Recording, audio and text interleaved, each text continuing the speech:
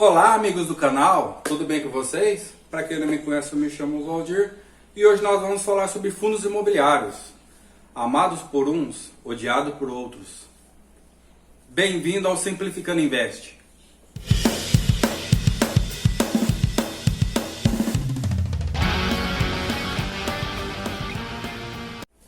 Pessoal, hoje nós vamos falar sobre os fundos imobiliários. Lembrando que esse vídeo é de caráter educativo, não é recomendação de compra e nem de venda. E ajude esse canal, pessoal. Se inscreva aí, deixa aquele like maroto e badala esse sino para chegar mais informações mais alto para vocês e para quem também está começando e quer aprender. Como foi dito, vamos falar sobre fundos imobiliários. Os fundos imobiliários têm várias categorias. Vamos começar pelos fundos imobiliários de papel. Eu vou olhar de vez em quando para o lado, pessoal, que eu tenho algumas anotações aqui para não me perder, tudo bem? Pessoal, só lembrando uma coisa, eu ouço muito isso na roda de conversa com amigos e algumas outras pessoas também estão começando a investir. Muitos acreditam que aquele dinheiro, reserva de emergência, pode ser aplicado em fundos imobiliários. Não, sabe por quê? Digamos que você tenha R$1.000 guardado para uma emergência, e você coloca em fundo imobiliário.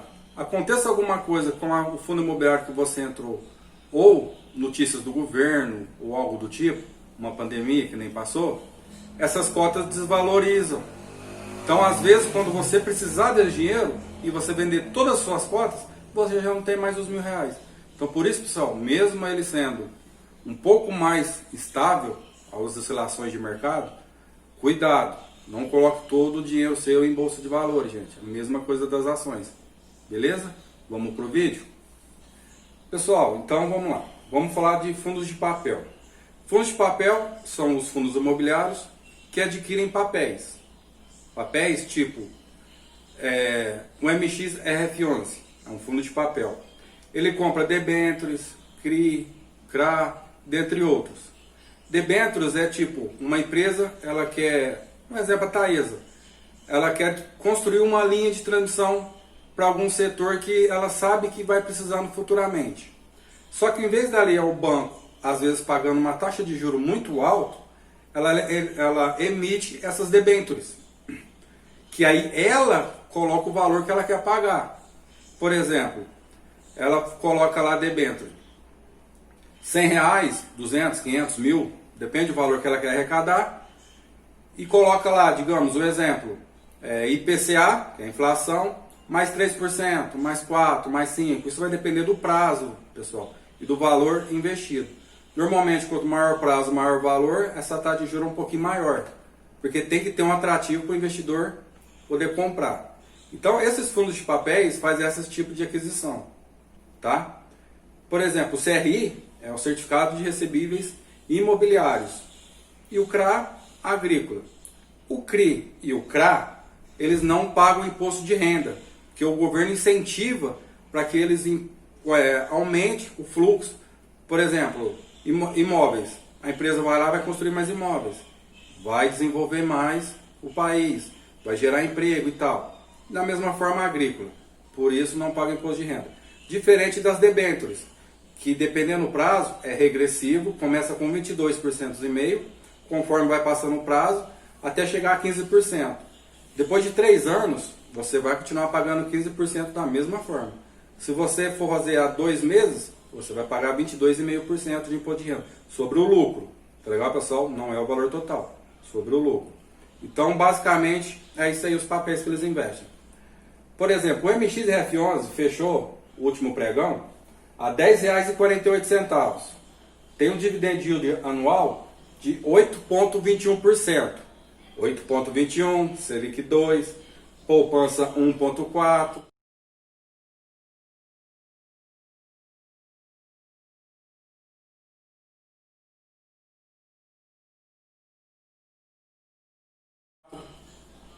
É aí que muita gente entra achando que vai ter um retorno maior que a poupança, que a renda fixa, e às vezes tem uma dor de cabeça com a queda do papel. Então lembrando, não coloque tudo o seu dinheiro. Dentro desses fundos imobiliários também temos o de desenvolvimento. É um fundo imobiliário que ele pega o dinheiro do fundo constrói prédio, constrói casas, condomínios e assim vai. Ele vai desenvolver o projeto. Após eles desenvolverem um projeto, eles vendem e distribuem o lucro para os acionistas. Lembrando, pessoal, que os fundos imobiliários, por lei, a cada semestre, eles têm que distribuir 95% do lucro. Mas, normalmente, eles dividem esses 95% mensalmente. No caso do MX que foi dito, ele está pagando 7 centavos. No mês passado ele pagou 7 centavos de dividendo. Tá? Então, se você fizer esses cálculos, vai dar uma faixa, se eu não me engano, de 0,50 e pouco, quase 0,60%. O poupança está pagando 0,11, em torno disso. Tá? Só que, como eu disse, tem as oscilações de mercado. Ele é amado por uns, por quê? Os fundos imobiliários pagam dividendos normalmente todos os meses. É uma forma de você aumentar o seu aporte. E outros que já têm muito dinheiro investido, é uma forma de pegar aquele valor todos os meses e curtir a vida. Tá? Outros já não gostam, porque fundos imobiliários têm as oscilações lentas, tanto para alta quanto para baixa. Então, vai ser muito difícil você encontrar um fundo imobiliário que está custando, por exemplo, R$90, daqui a um mês está custando 120. Como tem ações que pode fazer isso. Por exemplo, tem ações que está custando R$10, um mês depois está custando 12, 13, 15 reais. Então, o fundo imobiliário é mais difícil de acontecer. Por isso, muitos optam e não gostam de fundos imobiliários. Tudo bem? Então, voltando lá. Dentro dos fundos imobiliários que eu disse, o desenvolvimento, temos o TIGAR 11. O TIGAR 11, TGAR11, ele tem um dividend yield de 8,91%, tem um PVP de 1,03 e a cota dele fechou a R$136.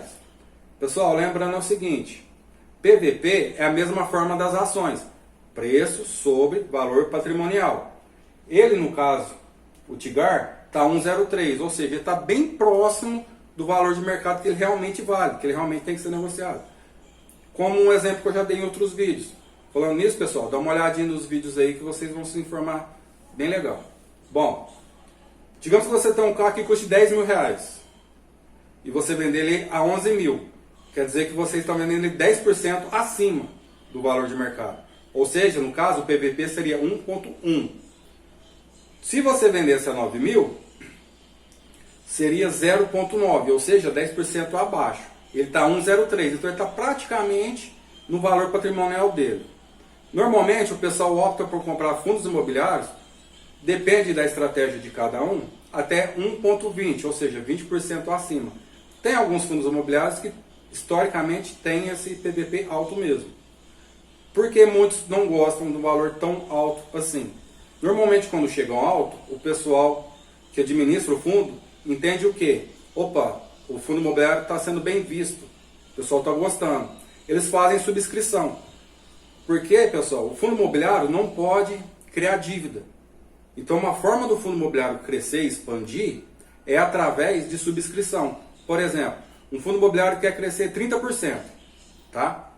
Então, esse 30%, se você fizer as contas, vai dar 0,3%. Correto? Bom, então digamos assim, que o fundo imobiliário está sendo vendido hoje a R$14. Tá legal? E ele faz uma subscrição no valor patrimonial dele de R$10. Pode ser um pouco mais, um pouco menos, gente. É só um exemplo. Bom, o que acontece? Como é 0,3, se você tiver 3 cotas, você não vai ter direito de subscrever, mesmo sendo acionista. Por quê? 0,3 vezes 3, que é a quantidade de cotas que você tem, vai dar 0,9. Ou seja, não vai dar 1. Não vai dar 100% de uma cota. Então você teria que ter no mínimo 4, nesse caso. Para dar 1,2, você desconsidera o 2, ficaria com 1. E isso te daria o direito de subscrever uma cota. Por exemplo, digamos que a Datacom, que é a data que você tem que fechar o pregão para ter o direito de subscrição. A Datacom fechou hoje, tá? Então, amanhã eu tenho esse direito, esse direito, correto? O que muita gente faz? Vende uma cota a R$14, que é o valor de mercado, para subscrever uma cota a R$10, um lucro de R$4. É só um exemplo. Tem gente que faz isso com 100, 200, 300 cotas, pessoal. tá? E lembrando, toda venda de fundo imobiliário que esteja um lucro de R$10 dentro do mês, vocês têm que pagar imposto de renda, tá, pessoal? Fique atento com isso aí.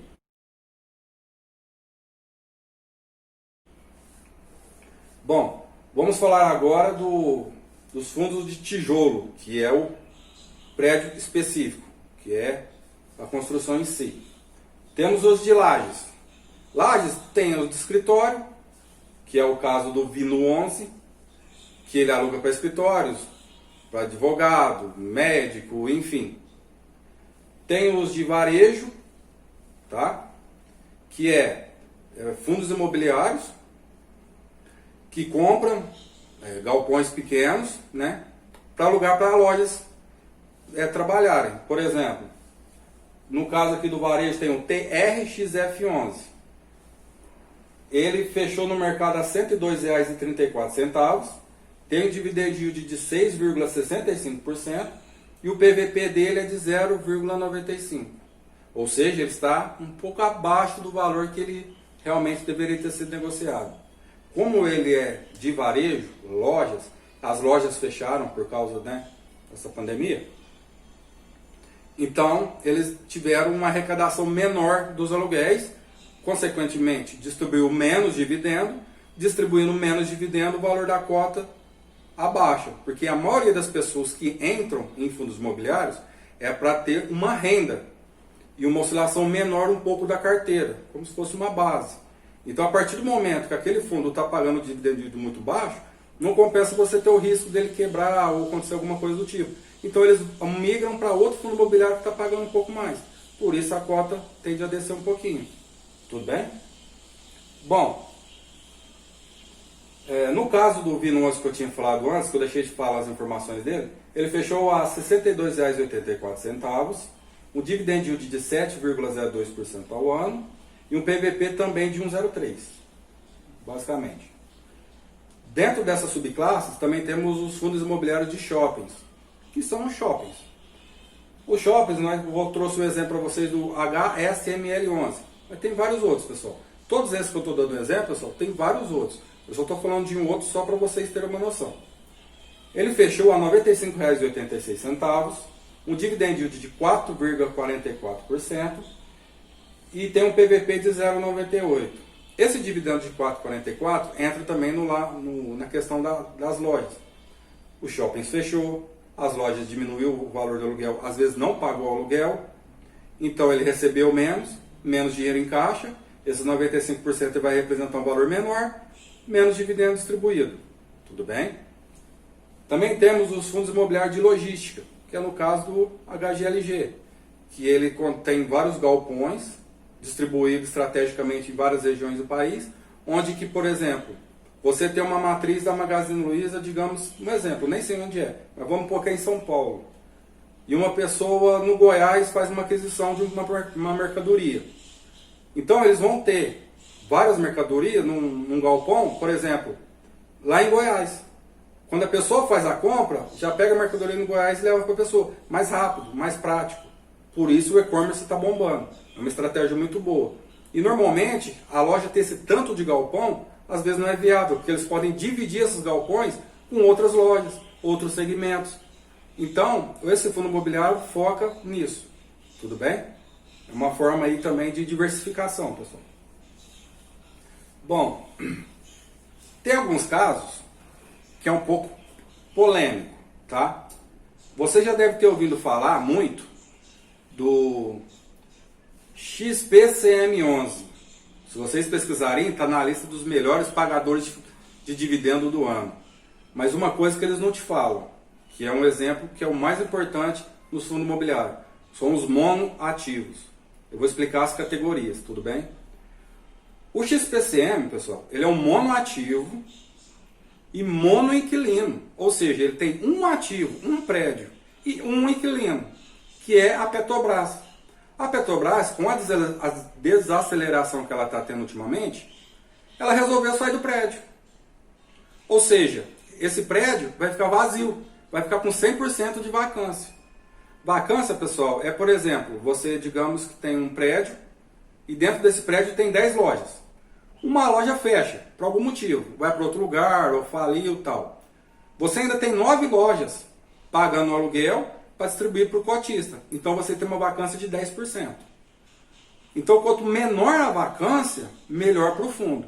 Agora imagine esse fundo, que tem um prédio e vai dar 100% de vacância. Então a Petrobras quebrou o contrato, pagou a multa de quebra de contrato e essa multa está sendo distribuída para os cotistas. É na onde dá esse dividendo de alto. Tá legal? Só que uma hora essa multa vai acabar. Se eles não tiverem outro inquilino para entrar no prédio, vai ficar com 100% de vacância, ou seja, não vai ter rendimento. Ele não vai pagar um dividendo. E se pagar pode ser por meios de dívidas, que é o que o fundo imobiliário não pode. Então, pessoal, cuidado para não ter dor de cabeça.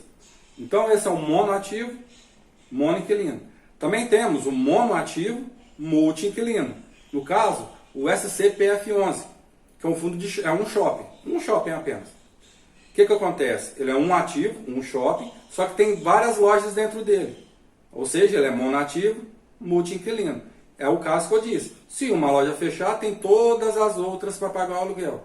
Vai diminuir o dividendo, mas ainda vai manter. Só que também tem um risco. Como ele é um ativo só, se acontecer alguma coisa, parte elétrica, alguma coisa do tipo, rachadura, enfim, e parar esse prédio, não poder mais ser utilizado, você também vai ter 100% de vacância. Tá legal? Então fique muito atento com isso também. Também temos o multiativo e monoinquilino, que é outro fundo que está dando problema. É o BBPO11. Ele é um fundo imobiliário, pessoal, que a intenção deles foi o quê? Adquirir vários galpões, lajes, escritórios, e alugar para o Banco do Brasil. Ou seja, ele é vários ativos, multiativo. E monoinquilino, só o Banco do Brasil. O que aconteceu recentemente? O Banco do Brasil fez a mesma coisa que a Petrobras. Só que eles vão sair somente de alguns, não vão sair de todos. Mas vários prédios dele, salas deles, vão ficar vagas. E essas salas são projetadas para banco. Então eles vão ter que ter um gasto para transformar essas salas para poder ser utilizada em escritório, ou em varejo, em alguma coisa do tipo. Então, a partir do momento que teve essa vacância, aumentou a vacância, vai cair os dividendos. Tudo bem? Então, muito cuidado com isso. Também temos os multiativos e os multi-inquilinos, que é o caso do HGLG que eu disse. Ele tem vários galpões de logística e vários inquilinos. Às vezes, dentro de um galpão, tem 4, 5, 6 inquilinos dentro de um galpão. E ele tem vários galpões. Então, caso se um inquilino sair, ele tem vários inquilinos dentro daquele galpão e tem vários galpões. Então, a vacância dele vai ser bem reduzida. É o que normalmente o fundo imobiliário o pessoal mais busca. E por ser bem seguro, os dividendos yield normalmente é um pouco mais baixo. Que também tem isso. Quanto maior risco, maior dividendo. Só que nem sempre é assim. Então, sempre fica meio de olho, pessoal. Outro caso multiativo e multi-inquilino é o XPIN, XPIN11. O XPIN, ele é galpões industriais. Ele é pequenos galpões, onde ele tem, por exemplo, uma fábrica de tênis, uma fábrica de máscara, de chinelo, enfim, pequenas empresas ali, que dependem de um espaço menor, tá? Então ele também faz essa locação e esses aluguéis distribui para os acionistas. Aí lembrando, pessoal, eu esqueci de falar outra categoria, são os FOFs. Os FOFs são fundos de fundos, FOFs. Por quê? Esses fundos de fundo, por exemplo, BCFF11, ele fechou no mercado a R$ 94,00, tem um dividend yield de 7%, não, de 5,97%, e um preço sobre valor patrimonial de 1,11, ou seja, ela está 11% acima do que ele realmente vale. Esses fundos de fundos nada mais é que o fundo imobiliário compra outros fundos imobiliários, geram renda desses dividendos desses fundos imobiliários e também faz aquisição e venda desses fundos imobiliários. Então, tanto na venda quanto nos dividendos, é distribuído para os acionistas. Fundos de fundos por quê? Eles são dois fundos.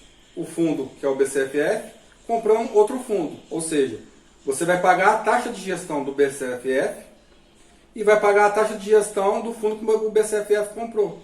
Porque todo fundo imobiliário, pessoal, tem uma equipe que faz as aquisições, as vendas, as compras e tudo mais. Tá? Então eles recebem. Tem fundo imobiliário que paga 0,3% ao mês, tem fundo que paga 0,4% ao ano. Isso aí é bem diversificado, é bem um pouco mais complexo.